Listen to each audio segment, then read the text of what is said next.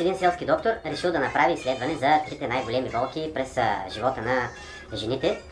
Първи поканил едно 7-годишно момиченце и питал: кажи сега, моето дете, твоята най-голяма болка през до сега. И то казало: ами вчера, чичо докторе, паднах в детската градина и се ударих коляното, много ме заболя. Той: браво, моето момиченце, нали, то ще мине, няма проблеми. След това влязла една 29 годишна жена. Той питал: кажете сега, госпожо, вашата най-голяма болка през живота. И тя: ами, моята най-голяма болка беше когато раждах първото си дете. Много ме заболя тогава. И той: благодаря ви, много ви благодаря, довиждане, всичко хубаво. Най-накрая поканил 78 годишната баба Стоянка. Кажи сега, баба Стоянки, през своя дълъг живот, коя е била твоята най-голяма болка?